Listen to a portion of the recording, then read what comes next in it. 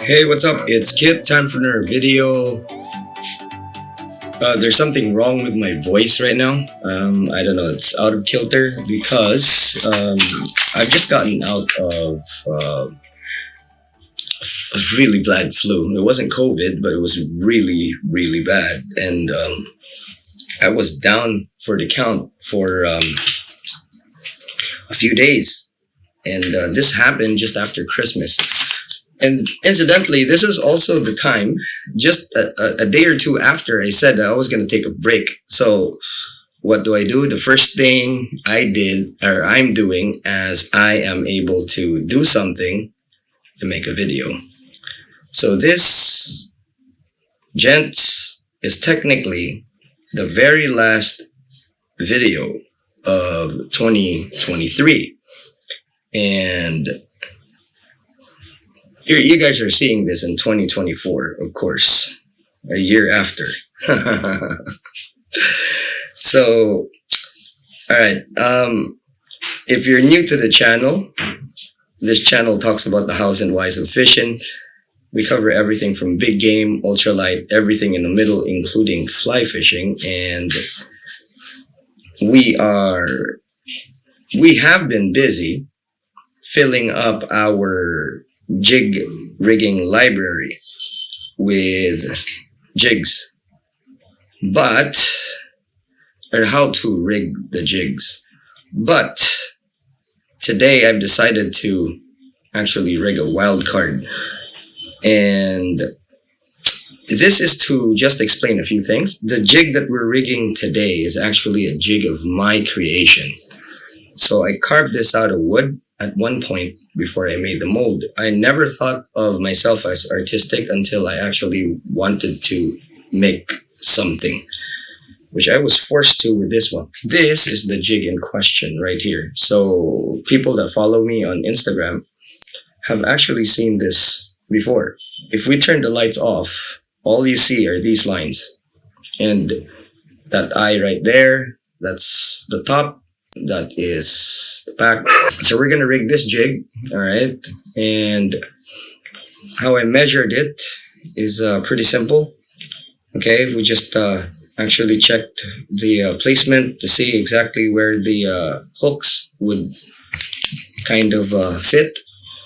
I have to start somewhere before I can actually say that this is the right rigging. So for each jig that you have seen me rig, I've used it, and I've gotten some fish with it, at least strikes, for me to gauge exactly the placement or the length of the jigs. So it's not random, because most people that make assist hooks, it is quite random. I don't like random stuff. Okay, so what happens is that I use the jig a few times, catch a few fish with it, and then I would know, okay, this is the way to do it. Okay, so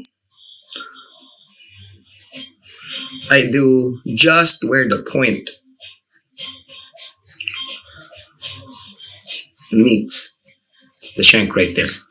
Okay, and when I do that, if you measure that, okay, and I have a caliper right here, which would surprise you because you are looking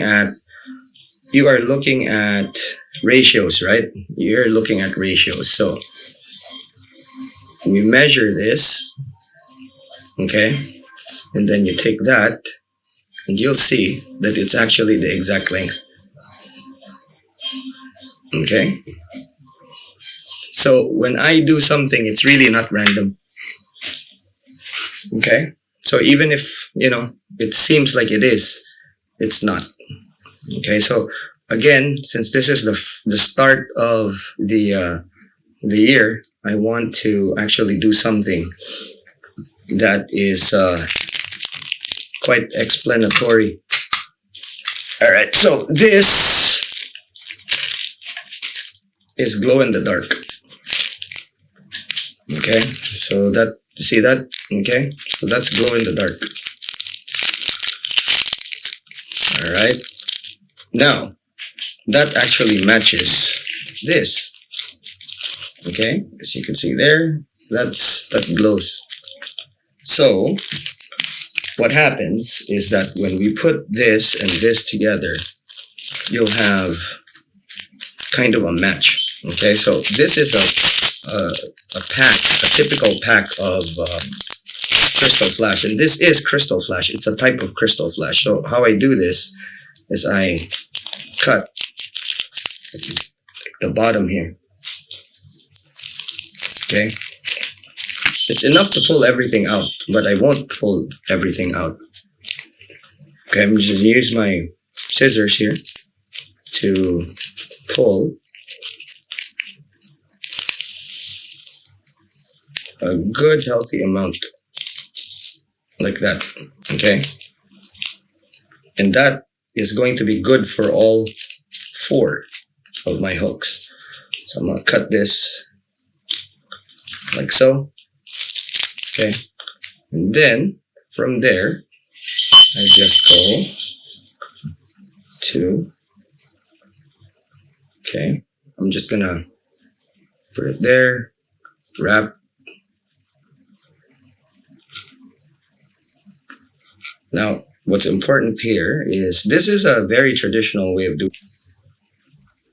All right, so from there I will cut it quite close. Okay, as you can see, I'm cutting it quite far from the end, and there's a reason for that. Again, like I said, I don't do anything random. Okay, so here we're flattening it. Okay, there, and that's all you need. Now we will flip this. Okay, flip this like so. Now when you flip it, you can see that the bottom's quite clean. And this is the top hook, by the way. All right, so we put this on right there. Okay, and the first thing we do is spiral. Okay,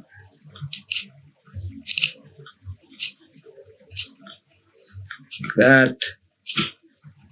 Okay, and spiral back, and then we super glue. So again, I just like to remind you that when we're super gluing, we're hitting the edge, not the top. So one side right here, one side right there. Okay, so basically what we're doing is gluing the sides, and when you wrap tight. What happens is that application on the sides will actually make it get pushed in. Okay, gets pushed in and it envelopes. So the succeeding wraps will actually keep those bits of glue. All right, okay, this is the last wrap, and you'll see that it's kind of dry already. So basically you're encapsulating the glue inside. There we go, and then we do our finish knot. So what you're basically doing is trapping the glue onto the side and encasing it with braid. So now you have that, and that's very clean.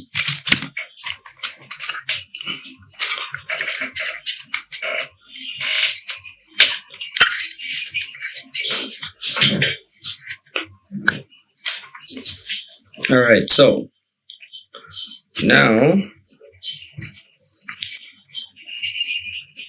we have tied that down. I'm gonna cut this to be shorter, the one that's here later. Okay, so at this point we can super glue again. We super glue the sides, not the top.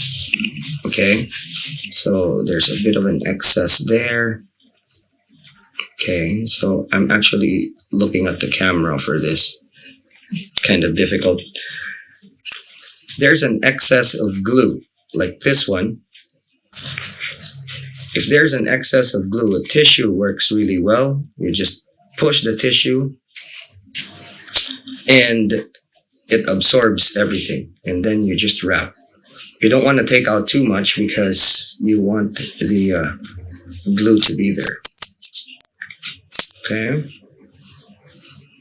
Once this is done really tight, okay, I have to tell you that my bobbin holder has its own drag, and I'm also holding it and pulling. All right, so we have done that.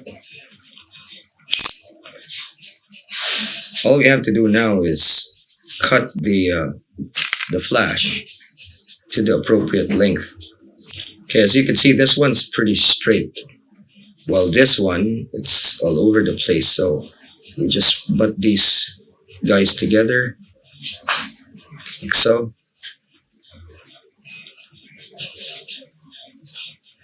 And then we cut. There we go. So this should be it. So between the battery issues that I'm having, or the memory card issues that I'm having with this, and just trying to get shit done, and health issues and stuff right now, this is driving me off the wall. All right, so I'm gonna attempt to try and tie this without this thing failing on me. Let's see how long this lasts until we get the right error again. Okay, you don't have to take it all the way to the back. Just put a little bit. Secure this. Okay, now we'll cut it to the length that we have in the previous ones. Okay, you can see that's about there. This gives you about the exact length that you need to do that, plus should give you about the right length for the end right there. All right, so for the whole thing you could do all four. All right, now very important, tie that back down, the back part. All right, and it is important that there are none that would stick out. Now at this point I'll flip this around,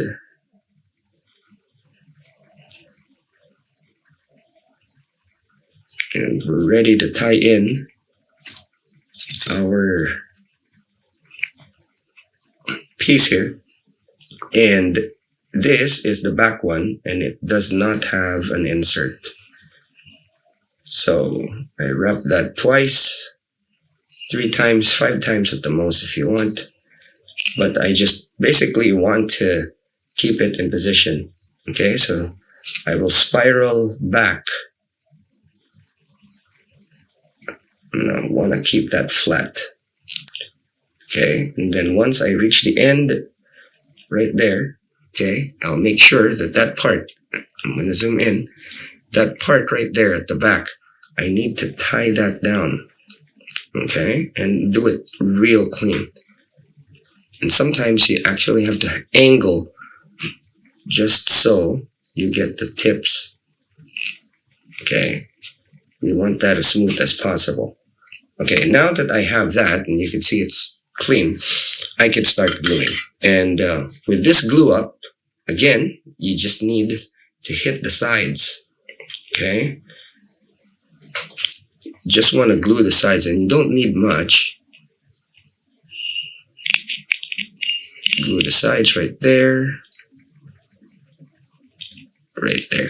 Okay, I don't glue the top, it's the side. So basically what happens is when you're wrapping, you're forcing all that glue to go inside and in between the wraps, the shank, and the cord. If this bothers you, this line, okay, just roll it up,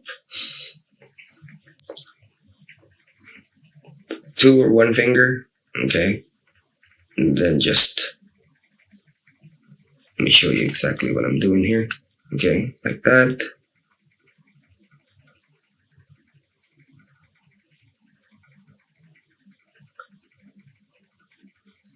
If it's too long, there. Alright, so that keeps it out of the way. Now you can do your wraps, and you gotta do this very close to each other, touching turns. We call them in fly fishing or fly tying. Okay, do it as clean as you can, and then do the same thing on the way back, because what you want is for this line to get encapsulated. The glue gets encapsulated or kind of like sandwiched, and you'll see it's still shiny. Okay, I usually do a few passes going back and forth until I can see that the thing is dry. Okay, it's dry to the touch. If there's still glue, it means you need one more pass. But try not to overdo it. Sometimes there's just patches of glue. At least that's my method right there. That I know I can see that there's no glue for majority of it, and then I can seal that. Usually around 3-4 passes. Okay.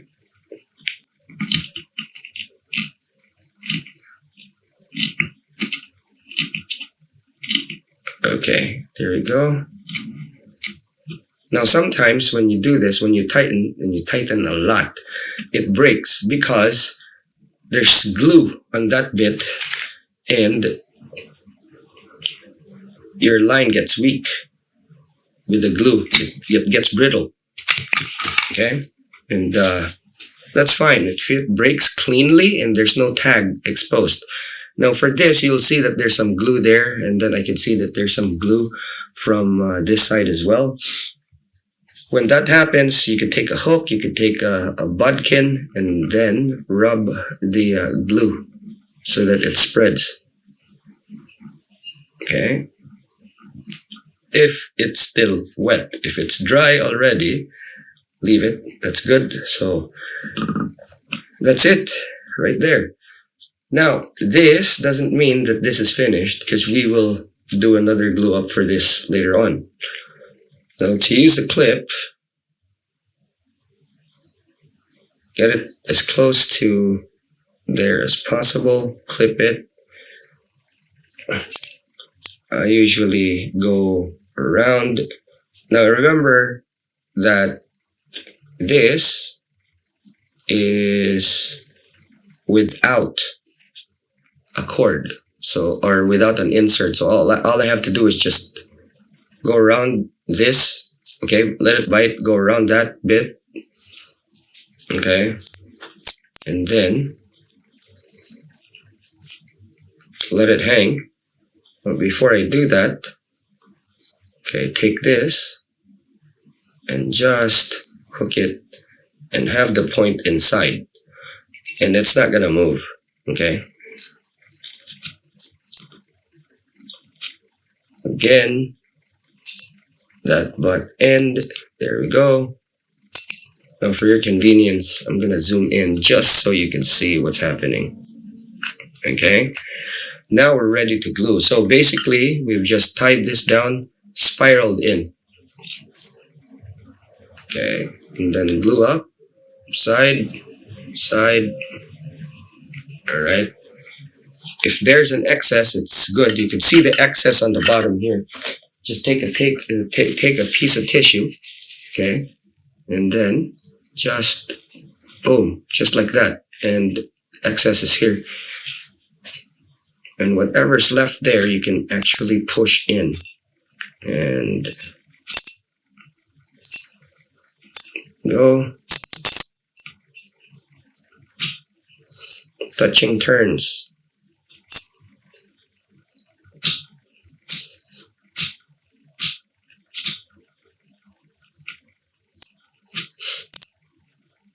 I do 2 or 3 passes, or 3 or 4 passes. So that's 2. Again.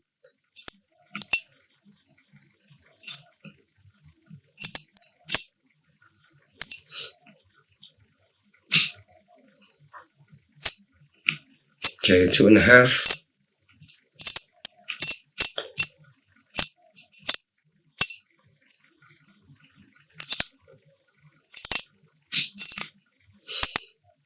Okay, it's the third. And by the third, you can see that the glue is actually sandwiched. Okay.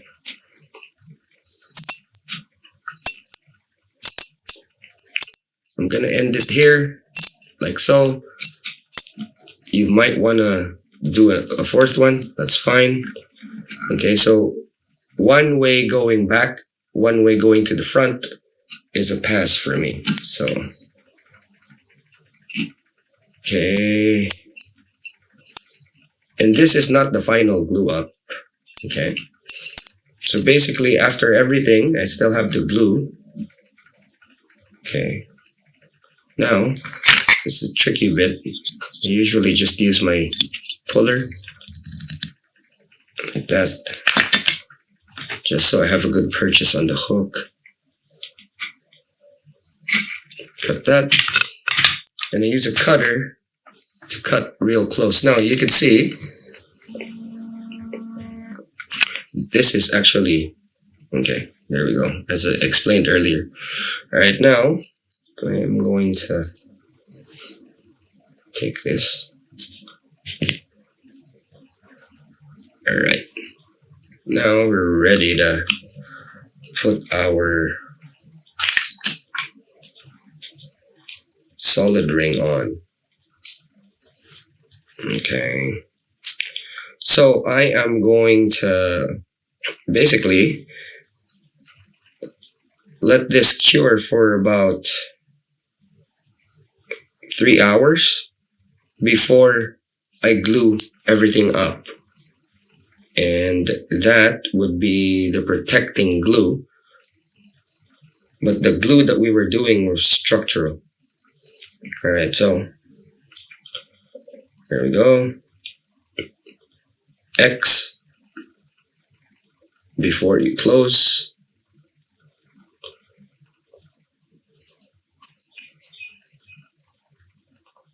Like so. Now this part, if I screwed up right now, I would know it. All right, so I'm tightening this.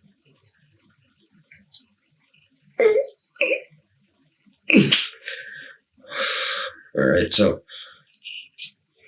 if there's a time for your stuff to screw up, it'll be that. So if you're tying and how you tied it was incorrect, when you're tightening this, that's the time when things actually kind of go south. All right, now take this, put it there, because there's going to be a split ring, or sorry, a solid ring or a swivel there. More than likely will be a, there you go, a solid ring. But as you can see, that is pretty accurate. All right, so even if, let's say, it's in the relaxed position, these things barely touch. So just right. It's actually having a hook on the right place right there. And as you can see, my flash isn't that far from the body. So what's going to happen is that this red cord, because red is the first color to disappear, becomes really black. And aside from this, these will act like fins, just protruding out of the body, just giving it a hint of something. When it goes down in this side, or when it goes down on this side, it'll just have like kind of like a tail. So yeah, pretty interesting right there. So can't wait to fish this. But that is it for this rig and for this jig and for this video. If you like this video and have learned from it, give it a thumbs up. If you haven't yet and want to learn more, click on the subscribe button. And that's it for now. Thanks so much for watching. I'll see you in the next one. Class dismissed. Happy 2024.